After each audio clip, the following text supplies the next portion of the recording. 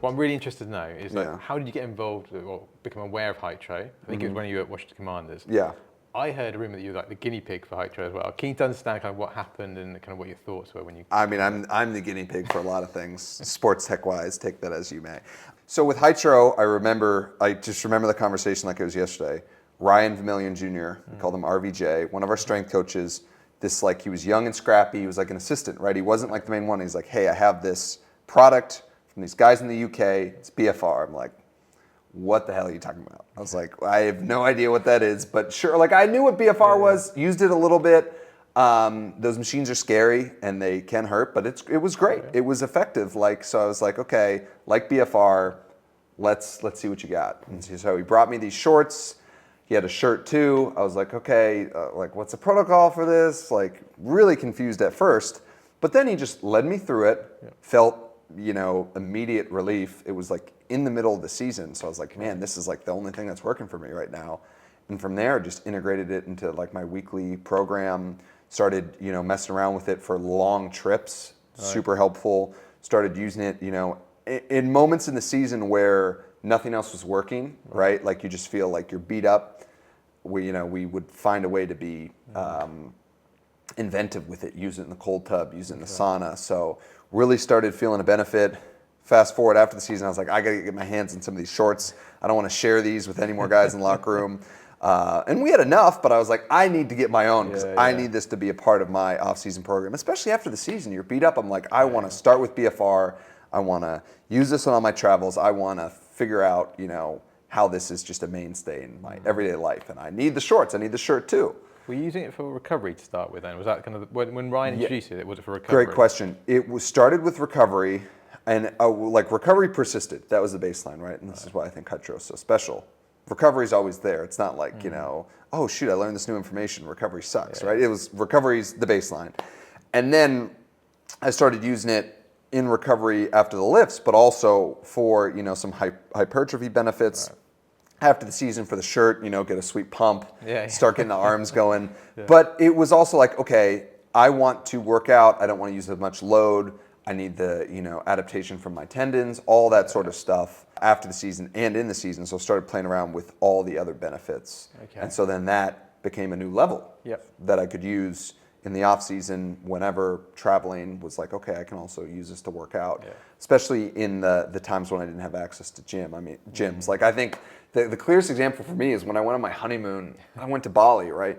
And sometimes we were in the middle of nowhere, and they had gyms and stuff, but some of the weights, they wasn't enough load. So I was like, okay, I can do everything I need as long as I use BFR. So, that was a clear value add for Hytro to Glad me. we can help with your honeymoon. Yeah, my honeymoon. My Hytro made my honeymoon great. Don't tell my wife. Okay. And it was interesting what you talked about at the Commanders. Initially, they had just a few units that we were new, right? And how did the players start to adopt it? How did they start to broaden the use? Really keen to understand how the coaches kind of sold it to the players as well. Yeah. Because that's something we're trying to work out a bit as we go on this journey. Sure. And I think there's concept, I can't even remember where it's from, but I hear it a lot. It could be like a Malcolm Gladwell thing. It's called the first mover, right?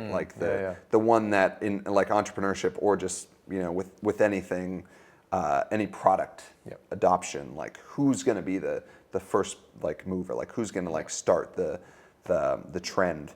And I think for us it was the strength coaches, especially Ryan, having a strength coach validate something is huge because there's all these products and it's the strength coaches have all this education and experience, so it's helpful to them to be like, hey, this helps.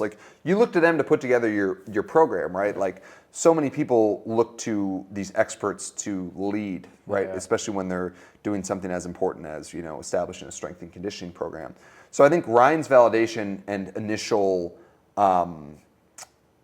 programming really helped us, and that helped me. And I think I was probably the first one to use it on the team besides Ryan. So it was picking his brain. And then once I started to use it, people started to look at me and be like, what is that? They'd see me in the weight room with it. And then, they'd give it a try. And pretty much everyone who saw me use it and tried it started using it and integrating it into their programming. I wouldn't say it was 100%, but it was, because there's anything, some people just don't understand, or maybe it's not for them. But pretty much everyone on the Commanders that saw me use it inquired, started using it in the program. And Ryan, then I'd bring them to Ryan. So it was kind of this cycle where, he would validate it and that got me interested in it. Then more people would see me use it and they got interested and go to him. So it was kind of like a nice initial cycle like that. And I'm sure you see that a lot. That is very common. It's just builds and builds and builds. And it's like you get more and more advocacy. And often the strength and conditioning coach is the one that we really need to be able to push it internally. Because players have a lot of choice, right, in terms of what they do. Totally. And so you need good strength and conditioning coaches, really knowledgeable and respected to emphasize that. And then we see the volume of units per team grow as players adopt it. And then it becomes 1 per player, 2 per player, and increases from there. The other question I had for you is you obviously, you get loads of products your way, right? You try loads of different things. Yep. Not only we were grateful that you used Hytro, started it, but then you decided to invest. Yeah. Keen to understand the thinking behind that, because obviously you could invest in many, many things. You get picked all the time. What was different? Yeah, I mean, I might gas you up a little bit here. I'll take it. Yeah. But you're right. You get access to a lot, and I think that even kind of to go back a little bit, that relates to what we were talking about with like Ryan and the strength coaches. That's why like having validation from them is great, because most of the time, like as a player, like they have their best interest in mind and they want to just help you get better, recover, all these things. It's like when you get a product from them, it's like, okay, they're not trying to like sell me on something. They're not trying to, maybe necessarily get me to invest. They want what's best for me. So it was like, for that, trying the Hytro product through him was great, because I knew, okay, the science is there, like he believes in it and he has this program. So I feel comfortable using it and starting it. And then from there, doing my own research, learning more about BFR, I was like, okay, very interesting. Obviously, we talked about how I wanted to get the product, but then I think the investing portion is like a separate thing, but it's tied together as well. But when I mean separate, it's like that's a part of what I do outside of football, what I potentially want to do when football's ending. And I think that, once I got into the NFL, I was like, okay, I want to have some runway for a future career, did some internships, networked. So that was the thing I was doing. I'd angel invested before, I was interested. And then, once I met you guys, I just knew the interaction was different from the start when I was like, hey, I want some product, XYZ. The old trends were like, hey, you post like this, do this on Instagram, we'll send you a product. And then Rich reached out to me. He's like, well, I mean, first of all, was very excited. I was like, okay, Rich, I'm not that important, but thanks. But then it was like, hey, we want to get some insights from you in like an interview setting. And I'm like, different, right? Like how many people ask for, insights based on a product? Like there was no like, hey, we want you to promote us, or we want money, or we're going to give you this discount code, which is like kind of what I expected. It was like, no, give us your time and your insights so we can make the product better and understand how to sell better. And I'm like, okay, green flag, interesting. And so after that conversation, I think I dropped like, hey, I like looking at decks. Send me your deck. Didn't know what would happen, but saw the deck, loved it. And I think, not only I can't remember exactly how this went, but I'm pretty sure you just went through the deck with me, right? Like it wasn't like hey, how'd the deck look? You ready to invest? It was like, hey, let me take you through it, answer any questions. And then I really just think out of that conversation, we just had a lot of a mutual alignment. And it took some time. I didn't invest right away, but based on that conversation and then, meeting everyone on the team, seeing how seasoned everyone was, that was a big thing I'm still impressed with, even for this meeting. Like I was like, hey, I'm happy to be in London for a day. And then we were able to like accomplish stuff today, which is great. So I think, being able to obviously love the product, the science is there, but then the interactions with the team and seeing how you approach things, I think that's what really sold it to me. Because early companies, the company that I invest in, it's really hard. Like Hytro is a little bit different in terms of like the partnerships and the revenue, but most of these companies have very little traction. And I think that's important, but at the end of the day, like seeing a team that can execute, has a unique story and like a unique vision for the product is very important to me. And Hytro checked all those boxes. For us, we are built for sport, proven by science, right? Yes. So for us, the athlete and coach insights are integral to what we do. So Rich did a fantastic job in that case. So you've got great NFL star using our product. We want to know what you think. We want to know how we can improve that product, also how you're utilizing it, because everyone's using it in different ways. And so for every sport, there'll be different use cases that we need to understand as well. Sure. Like the ice bar thing came out of nowhere. So what's the story behind that? I think it was I'd say Leicester City. It was an English Premier League team at that point. We phoned them and Warren went there, and I think the coach is going, we're using it in ice bath. And then Warren started thinking about it. Physiologically, this makes a lot of sense. Yes. There's a compounding effect of ice baths and BFR. Yes. So great, that's fantastic. And then we found out other teams were starting to use it in that way as well. Yeah. So we could broaden it from there. So we get the insight for pro sports. And what we're having a look at now is developing products for that specific purpose. Because it was actually never built for that purpose, but now we're changing it. And then on top of that, we're talking about proven by science. We're doing the science behind what is the impact of BFR and ice baths. So it's really true to our roots in that. And then the other thing for me about athlete investment is, we talked about this before, the world's changing now. So we don't want like endorsement deals. It doesn't matter to us. We don't want an athlete just to post a few things on social media. That's a bit meaningless. It's a bit transactional. What we want is athletes to actually really work with us. You see kind of like Roger Federer on running, like how we've helped that company grow to a new level through product insights and kind of actually developing it. Yes. That's what you want now. We don't want the kind of the old way. And athletes have many transferable skills. So we talk about it's great, dude. I love it. Exactly. You can do. You can help in so many ways, and we've already done that. Right? Yeah. So from fundraising to revenue to product feedback, you're helping us in different ways. Yes. And that's the beauty of that relationship. It shouldn't be that transactional social media thing. Yeah. That's the old way, dude. No, totally. And that's like, I think why I was so excited to join and why we talked about it. It didn't come from a place of you're like, hey, just like come and invest because you like it. It was more like, hey, we can work together. You can learn. This is what you seem like you want to do. This is how we can help you. This is how you can help us. It was just such a mutual relationship, which has honestly changed how I approach investing now, how I approach a lot of my relationships with companies. It's like, okay, I want to grow from this and learn from this. I don't want to just try to put money to work. Like, that's great, but I want to, like have some actual like stakes in this besides just financially. And the best way to learn is by doing and seeing the entrepreneurial process. And then also, what I was gonna ask was in terms of, because you talk about like insights from different teams, right? So American football, very different demands from real football, as you guys call it out here, or even men's and women's sports. That's what I love too with Hytro. It's like, I think sometimes certain sports tech companies really just target the like male, like revenue dominant like sports in the US especially. But Hytro, I mean, sells to both men's and women's teams. Different demands there in terms of, the sports, football, real football, rugby, tennis, cycling, whatever it is. So like, I'd love to hear more about like what you guys have kind of learned through that process. Yeah, that definitely adds a layer of complexity for us because it's different use cases for each audience. And we have to go through that step. So a good example at the moment is cycling. So we know we could be utilizing cycling, again, many different ways. Like recovery is a classic example, but also when we speak to cyclists, they're looking at functional threshold power, they're looking at VO2 max. And we know physiologically, again, we can impact all of that. But what we need to do is the research behind it and actually how is it best to embed it into their program? Because what you want is seamless integration. So what we're doing is working with a number of Tour de France teams. So Soudal Quickstep is a good example, Tudor is another one.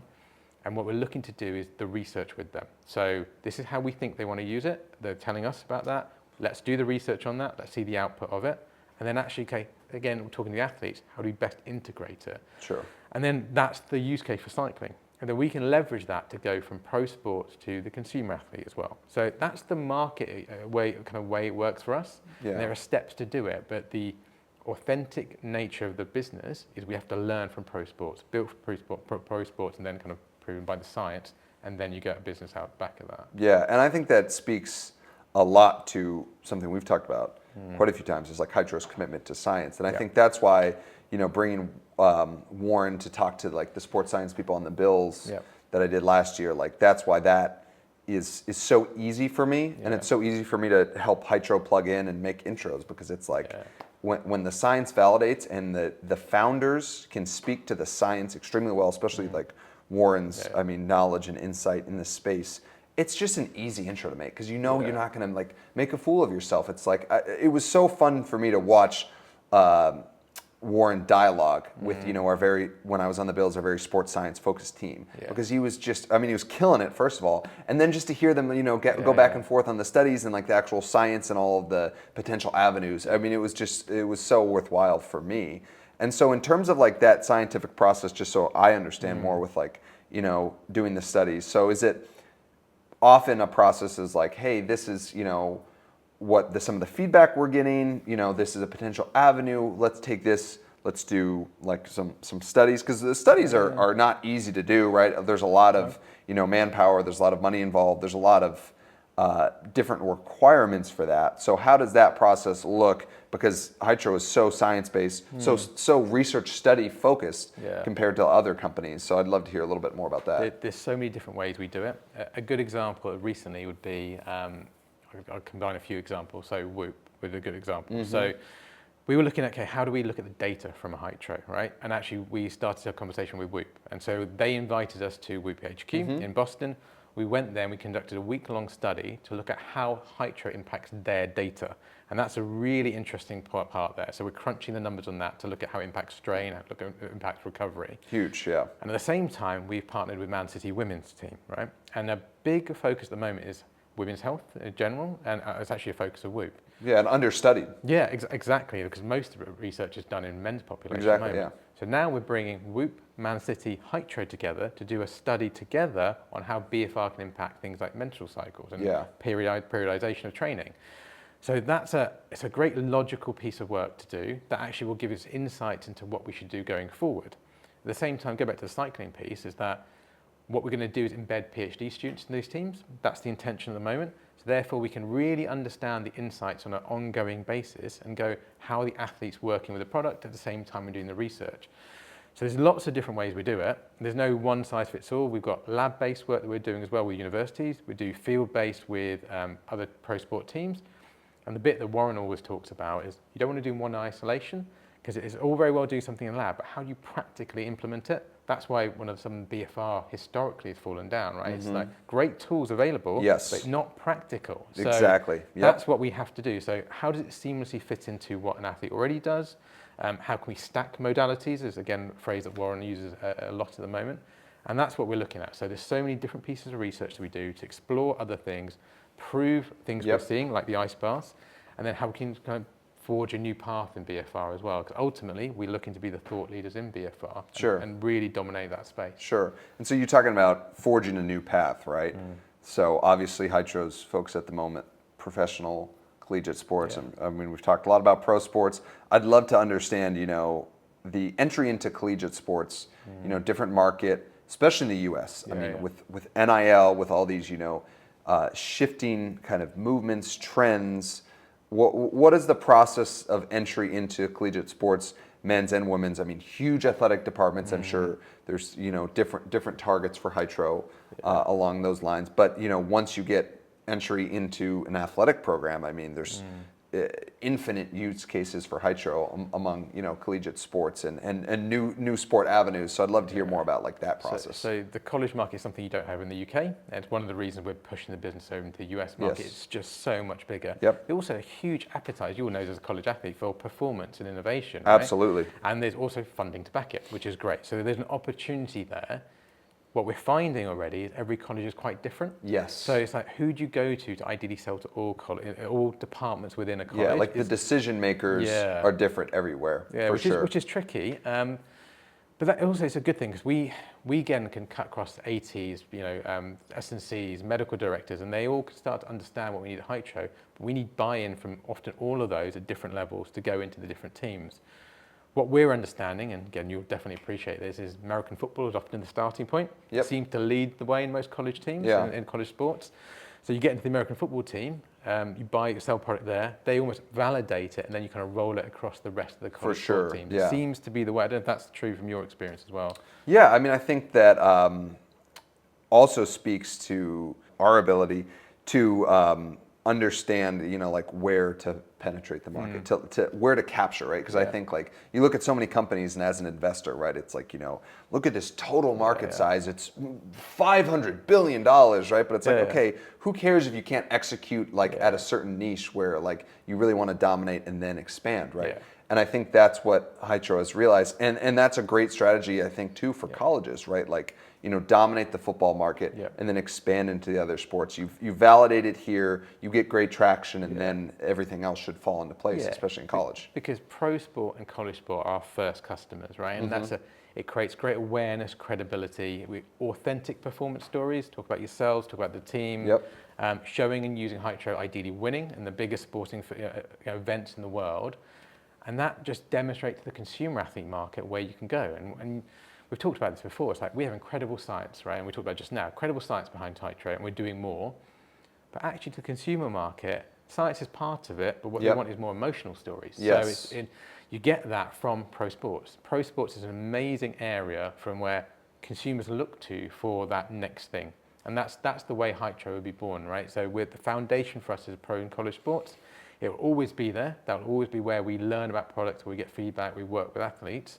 And actually, as we talked about, many of our investors are athletes and coaches. Yep. It's the foundation of what we do, it's our community. And that's the precursor to scale. The precursor to consumer athletes and to health and longevity and to going to military and everything else and spaces we've already done. Yeah. But you don't get into space without the authentication in pro sports. So that's the way we're building Hytro, and it feels very natural to us because of talked to a lot of people in our team, like Warren, his background in pro sports. He's got a decade working there. Yeah. That's kind of where we are as a company at the moment. Casey, how does your mindset as an athlete help you think like an investor? Yeah, I think that's a great question. So for me, I think of like entrepreneurship and athletics very similarly. It's kind of like I'm the entrepreneur for myself, my body, my career, right? I have to there's a lot of risk involved. I have to evaluate my performance constantly. I mean, there's all of these goals I have for my performance in the NFL, my physical performance, all of these standards I have to meet. Yeah. And if you don't do them well enough, I mean, you fail. And like a lot of startups, you cease to exist in your career, right? Yeah. So like I have a lot of empathy for entrepreneurs. I feel like, the long hours, the very difficult goals and the high standards that you constantly have to meet. And again, like I said, with the risk of failing, like there's all these, touch points where I feel very similar to an entrepreneur. So that I think gives me just more empathy to that process because, founding a company is one of the hardest things you can do. And I think obviously professional sports is difficult in its own way, but I think that makes me a more empathetic investor. And then also just, I feel like I have a lot more in common with the high performers in entrepreneurship. Because I think in football, entrepreneurship, in the military, there's a lot of overlap and similarity in terms of like how strenuous the situations can be, again, how much risk, and then how high you have to perform constantly. So I think you've obviously trained with many different recovery products, performance products. Yeah. Keen to see what your take on was different about Hytro when you first kind of encountered it and what you think about it now. Yeah, I think the validation by science is pretty different.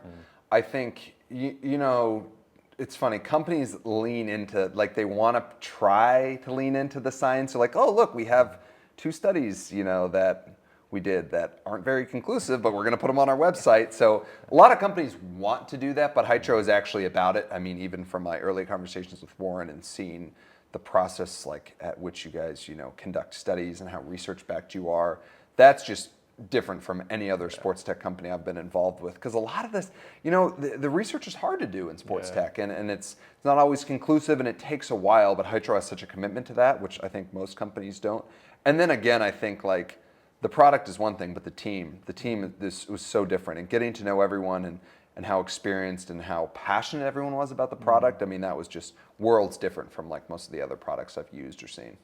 As an investor, is it the amount of research that we do at Hytro, is that different to other companies you looked at then? So is it really noticeable? Yeah, I think obviously I'm more in the weeds at Hytro, so I know more about the process. So I can't say I've evaluated every company by how much research they've done.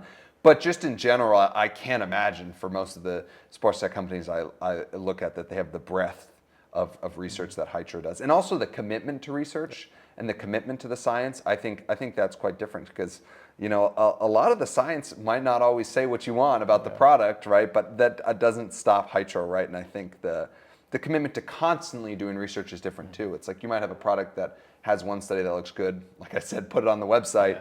But Hytro, it's like, okay, new use case, we're getting this feedback, study, right? So leading with science, I think that is like the key differentiators, like leading with science. Are there any parts of the startup journey that have synergies with the kind of pro sport athlete mindset? Yeah, I think kind of like we discussed earlier, a lot of synergy, I think, and that's why I feel, so interested by entrepreneurship. I think there's a lot of similarities in, the structure, the risk, how much you have to, grind, like the late hours, the late nights, like how much you're willing to like put forward for your goals and the success, right? Yeah, I mean, when I look at entrepreneurs, I often just see, these just very driven individuals that are just so passionate and have so much commitment to, their product, their goals, like what they want to accomplish, what they want their company to be. And I think that's, obviously I have a lot of similarity in that for myself, what I want to be as an athlete, what I want to be as an NFL player. My product is, what I put out there on the field. So I have a lot of understanding of that. And then, I think also just that commitment to, intentional hard work and having to constantly address, your weaknesses, your shortcomings, and even your successes, and having to learn from all of them and then put it back out there. It gets validated, pretty quickly, and then having to readjust from that. I think that's a very like similar process, and why I feel like very akin to what Hytro is doing and what you guys are doing. At Hytro, we actually talk a lot about kind of a high performance mindset. Yes. And I would say over the years, there's two particular traits that I see that resonate between the pro sport athlete and actually how we operate at Hytro, and that's resilience and consistency. So you have really great highs, like going into space and all that, but then you have some really tough moments where you're running out of cash and you don't know how you're going to solve that problem. And just having that the resilience to always get through that thing and to the next thing. But consistency is probably what separates, I think, startups that fail and startups that succeed. Because you've probably seen it in the athlete world where athletes can be brilliant in moments, but they can't do it again and again and again. And that's the bit for a startup founder and founding team. You have to be consistent over many, many years, not moments. And that's what really takes it to actually take it to a new level. Absolutely. Yeah, and I think like when you talk about consistency, I think that really resonates with me because obviously in the NFL, like you're evaluated on that constantly. Like how consistent can you be, right? Like you're never defined by your best moments. You're defined what you do every day, which is so true in the startup world. And then I also think about the idea of like you really have to understand yourself. So like an entrepreneurship, you have to understand yourself, your team, right? Your product, your market. You have to understand, have such great understanding of all that, and it's going to change, right? And I think that's what the best entrepreneurs are flexible with that. And the same in athletics, you have to understand yourself deeply, what your role is, what you bring to the team, but also be willing to adapt and have to be ready to change so that you can be consistent, kind of like what you were talking about. Agreed. So when you speak to other athletes in the change rooms about investing, what are they thinking? What's the mindset? Are they open to it? Do they have any particular questions? Do you see a change since you started your career to what you have now? Yeah, I mean, I think I have a lot more of those conversations now because I'm more in the space and more interested. And there's a lot of appetite for it in the NFL. I mean, a lot of, again, driven individuals that can kind of, understand the process of like high performance. So there's definitely interest in that. I think it's growing. I mean, I'm obviously, as I grow, I kind of feel like I understand more and then meet more people in the space, especially in the NFL. It's definitely a thriving community, professional sports in the US. But yeah, in terms of like the conversations, like what people are kind of aware of, I think it just depends a lot on the risk appetite. I mean, some guys want like more traditional investments, totally okay. I think entrepreneurship, investing in startups can be a little bit foreign to them. I think for me, I was lucky that, a lot of my network going to Stanford, kind of being the heart of entrepreneurship in Silicon Valley, and then a lot of people I've met through, kind of my networking over the years. It's really helped me, made me more comfortable. But yeah, I think people are kind of uncomfortable with the risk or, and there's a high barrier to entry, it's kind of like, even as an athlete, like you're not in a traditional background. So it can be hard to, diligence a company, right? You don't have any real credentials to do that by, playing football. But I think what athletes have is that like, that ability to constantly want to better themselves and work hard. And I think a lot of athletes can bring that to the table when investing. So I think there's definitely some alignment, but yeah, I think it's still got to grow and evolve. And that's, what I'm trying to do. And I think that's what I'm seeing in the NFL. So what excites you most about where Hytro can go? Ooh, that's a great question. I think Hytro just has so many applications, right? And I think what makes me excited is I saw that for myself, right? I started with the recovery, then I brought it to, my training program, and then I, was doing it last night in the hotel gym just to feel better after my flight and stave off that jet lag a little bit. So there's so many use cases. It's such an accessible product. Again, I'll echo this, till I die, like the team. All of these things just excite me about Hytro, right? And then it's we're starting in pro sports, right? That's like getting that validation is important. But there are just so many other markets to tap into. And for Hytro to be in space as early as it has been, right? Like that just shows you like this product can go anywhere. I think you said, right, like on the earth or off it, right? So there's really no limit to how Hytro can be used, especially like in the recovery fitness space. But then just the potential in the market is just outstanding to me. And I think, I just really look forward to the day when, BFR is even more incorporated into just daily lifestyle, into longevity focus. I think there's such a big longevity play for Hytro. And I think as people are understanding, how as medicine we need to be more proactive than reactive, and the importance of, strength training and just keeping your physical fitness level high as you age. Hytro just fits into that perfectly, and I think that's really where we need to get as a society. So I think it's going to be exciting to see Hytro be a part of that. Exactly. And just on the point, the challenge for us is not an issue of scalability. It's actually how do we sequence those markets? Exactly. There's so much opportunity, and I think you capture that really well. But the challenge for me as a CEO is also, what's the strategy for entering each of those markets, and how do we do it, and when is the time right? Because otherwise you go to, can you help everyone in different ways? And that's too much to start with. But it's a wonderful path that we're on at the moment. Yeah. So what do you feel like you've learned from this experience, like that kind of changed your assumptions from before, right? Like I'm sure you probably had an assumption, hey, we're gonna start here, go here, go here. This, maybe we don't want to take too big a bite of the apple, but what has changed from this process? Like what have you had to kind of learn? Yeah, I think it's an understanding of that sequence play is really important. So you authenticate in almost a niche market, small market, which is pro sports for us, and then you leverage it to go into other markets. And for example, going to NASA at the beginning and going, hey, we've got this product with science would have been okay, but going with the advocacy of pro sports is a different ballpark. Same with the consumer athletes. What impacts them, again, is pro sports and advocacy. So there's a sequence over time that you kind of build a company. You don't go to everyone saying all things, which we could do, but it's understanding messaging, positioning, creativity, like everything for a particular audience. And that's really important, as you kind of narrow down on your niche and build from there, rather than going too wide too quickly. So from your experience, how important is it that athletes back something they genuinely use? I feel like it's everything. It just, I hate to hear, or you see that like if an athlete's like supporting something and then maybe you talk to them about it and they don't use it, it just, that's like the nail in the coffin for a product for me, right? Like, I think like athletes really need to like believe in what they're promoting. It's important for their brands, and it's also important for the brands that they're promoting, right? So it's crucial that like I think the athletes actually use the products. Otherwise, like it's just kind of a cheap endorsement. And what's the point of that? I think especially like you've talked about, like as the times have changed, athletes aren't just posting on Instagram, right? They want like real like involvement in the companies, and they can offer a lot of value. So it's important that you tie yourself to a brand that you support it and use it. And what I particularly love about this is it all started with you genuinely loving the product. Exactly. And that's how it is for all our partnerships. We don't enter into a partnership if the team, the coaches, and the athletes don't buy into what we're doing and our product, because it's not authentic. And I think people are tired of that.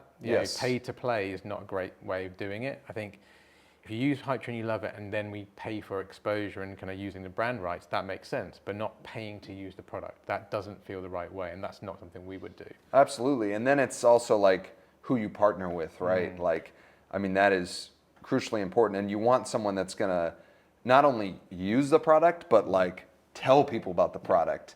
And like, so being strategic, which I think Hytro has done such a good job of with like the athletes and the coaches and bringing them on board. It's like strategic partners. It's not just, oh, great, like you're going to help me get in the door here or whatever, or you're going to buy from me. It's like, you're going to tell everyone you know about this. You're going to consistently validate it. You're going to look to make the product better, right? Like not all my feedback has been, you know, Hytro's perfect, doesn't have to change anything. It's been a very collaborative process. So you want those people on board. And I think look, when you have athletes that want to do more and really want the product to succeed, it just makes everyone better. So in your mind, what has been the hardest part of building Hytro? I think for me, it's the bit that people don't see. It's like the emotional intensity, the roller coaster that you go through, the ups and downs. You have incredible moments like when I think a bunch of us were there on our phones watching the Polaris Dawn launch, and like that's an incredible high that you never think you'll get. And then the next month, then you're thinking, a few days end of the month, and we need to make money for payroll, and then like that kind of level of stress is really intense. And you see that all the way through the journey, massive highs, real lows, but you've got to maintain what we talked about before in terms of consistency of performance for you and your team. And on top of that, you've got life that happens around that. So I've got 2 sons who are 3, and I've got a wife, and you've got to manage that at the same time. Similar for athletes as well. You've got to balance your work and your life, and that's really, really challenging. And sometimes there is no real solution to it. You sometimes have to kind of just power through it, and that's sometimes the struggle. I've never found a great way of trying to be brilliant at both. You're just trying to get through it, and it's always a difficult one. I think for many startup founders go through is that journey is often quite, particularly in the first few years, a real struggle, and you're doing it for a later outcome. But you know if you get through it, you eventually get to those rewards, and I think it's that kind of delayed gratification that all founders must have. So at Hytro, right, you are working with like some of the best athletes, the most prominent teams in sports, right? How do you always make sure like that you're innovating for those individuals and teams? So we sit next to them and we talk to them, right? So that's a big thing for us, right? Athletes, coaches are our community. They have helped us since we started, and they'll be with us for this journey for forevermore, I think. And it's that interaction, that kind of talking to them about the product, talking to them about what you're using it for, is really intrinsic to how we develop as a company. And it runs through everything. I think you talked about how when you reached out to Hytro originally, you expected quite a transactional relationship, and actually Rich, for our CMO, did a great job. Actually, he wanted your input, he wanted your insights, and then we talked more, and then you got involved in Hytro, and that's how we operate. It's just that we're looking for that. We don't want to have transactional relationships with athletes and coaches. We need them to help us on this journey, and that's why we've got hundreds of athletes and coaches invested in Hytro, and we'll have more going forward, I'm sure. So for me, obviously, the most important thing you do is game day. That's where all the preparation, all the training comes to light, right? So what moments in the Hytro journey have felt like a game day to you? So I guess it's very different in business to that. You don't have quite the intensity, but maybe a slightly similar example is when you're for example, we sat on a big investment committee meeting with a venture capital firm. So me and Warren could feel the pressure before that. You're presenting via Zoom in this case to a boardroom full of people for multi-million-pound deal, and you can feel the pressure, right? And so we prepared beforehand. We've got everything ready. Been through it multiple times, as you normally have like an athlete, and focus then for that hour, and then the questions afterwards. So that felt like a game day. It's very different, but felt like a game day. There's also things like slightly different, but again, we talked about like the Polaris Dawn mission and the launch for that. It felt like we were there waiting for the launch, and it got delayed and delayed and delayed, as they often do. And eventually, it's like, it's going into space, and then that was an incredible moment. So again, things like that really feel like really proud moments for us as well. I mean, those are pretty high stakes, maybe even more so than game day. True. So I think like for me, I'm always trying to understand, how do I improve at like being an investor, an advisor, a partner to companies. Yeah. So in your eyes, what makes like a good investor in just like a helpful partner for Hytro? So I'd say a lot of our investors are incredibly helpful. Again, athlete and coaches open up the doors for us in different ways. I think it's, for us, is that investors can add value in something, and actually lots of people do it, again, in multiple different ways. For example, yourself is like you're helping us with fundraising, you help us with looking at how we understand our product in NFL, you're giving us insights. That's great, that's what we really want to see. We've got a coaching network who, again, help us, we know so-and-so in this team, so they'll be interested in the product, and it enables us to get into different spaces. So it's just that value as well as being people we can call on for help. So when we need something like, well, we want to try and speak to, I don't know, so-and-so at this X team, and it's like, they can help us get in there. So it's the adding value, thinking about us all the time, helping us when we need that help. That's what we really want, and we're really grateful for the help that we have from our network and our investors at the moment. Absolutely, yeah, and I feel like for myself, like, I want to, as an investor, try to bring more to the table than just a check, right? And I want to not only get to know, the teams, the entrepreneurs, but like just any way I can add value. I mean, that's what we've talked about when I asked like, hey, what projects can I work on? Like, what can I do? And it's a collaborative process. Like, I want to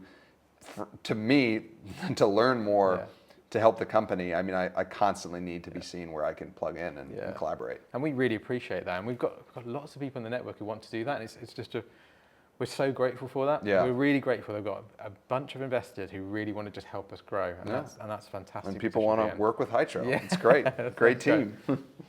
Okay, let's get into like the really interesting questions. So give me something in either sports performance or recovery that like still really grinds your gears, really frustrates you. For me, it's like we are really evidence-backed at Hytro. Right? I knew you were going to say this. I was thinking about this question with my wife, Dylan, the other day, and I was like, I wonder like what bothers these guys. Sorry, I'll let you answer it, but I knew you were going to say this. I knew the answer. Well, we've got to be careful about how we say it, but it is a real frustration that there are so many like fads and gimmicks that people are sold that do really well in terms of sales, but we know there's no performance benefit. And it is incredibly frustrating. It's like, we've got a phenomenally science-backed product, and we're doing more science on it. We've got PhD students, we've got 25 pieces of research going on at the moment. We're doing it with Whoop and Man City and all these kind of things. And there are products on the market that with no research, or research that doesn't really say anything, that are absolutely flying. And it's like, that's the world there, because they've done a great job with the marketing. So fantastic for them for that, but it is a real frustration. And then the second aspect I've got would be, there's a real thing, we can get this in investor conversations about data. Like, data is really important, we get that, and data will inform kind of many things that we do, but there's often people think about data in the wrong ways. They think about data for the sake of data rather than meaningful data, because obviously at the moment our product doesn't have a data component. Now you can see the output on other devices like a Whoop. Sure. But we don't have data components as part of Hytro. And actually the beautiful simplicity of our product is one of the real USPs, right? But and that's why it's taken off in pro sport. We can just give it to an athlete, they strap in and they go, right? And that's probably why a lot of athletes love it.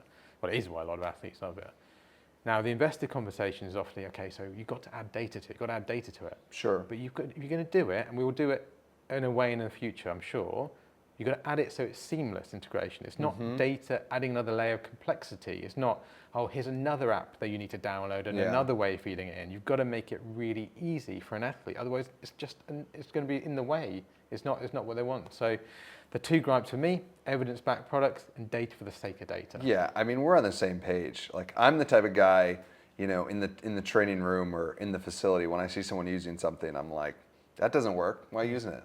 And that's probably doesn't make me a lot of friends. But at the same time, like, it frustrates me because I'll use non-evidence-based treatments every once in a while, and sometimes it's just things you may enjoy. But at the end of the day, when it's like, these companies are doing so well, I mean, it's confusing to me. And then also it's frustrating that some companies, especially in that space, it's like you're not willing to go like validate your product or like, so what value are you bringing to, the consumer here? And it can be frustrating, or even like a little, like there's some like snake oil salesmen in this space. And then when you talked about, the data, I find that funny as well. Because as an investor, I feel like I often think in that lens sometimes too. But I think what you said that was super important was like the idea of it having to be meaningful and intentional. Yeah. Because like data, just to have data, like it's like, okay, what's the, especially in like the recovery space, you know, it's like, okay, what is this going to help me do? Like how much of this is just noise? And it's like there can just be information overload with recovery. If it's like if you know all these things, it's like you just need like a few meaningful points to track and to understand, right? You don't need, you know, everything all at once. Yeah. It's way too much. Exactly. I remember speaking to one of the team, it was Joe from our team, and he was telling me this other company, which is a big company, $hundreds of millions in valuation, they didn't have a science team. And I was like, are you crazy? They don't have a science team. At Hytro, we have a science team, and we're tiny in comparison. And I just couldn't get my head around that, how they were a sports tech company without a science team. It's a shame. It's a shame. But they've done well, though. But, props to them somehow. They figured it out. Absolutely. All right, so fast forward 3 years. How do you define success for Hytro? So at the moment, we're focused on pro sports and colleges. And so adoption embedded Hytro product in that area is real success for us. So talk about NFL teams, right? If we're in every NFL team, all 32 NFL teams, using, believing, living by Hytro, is totally embedded. That is real success for us. That's our starting point for it as well.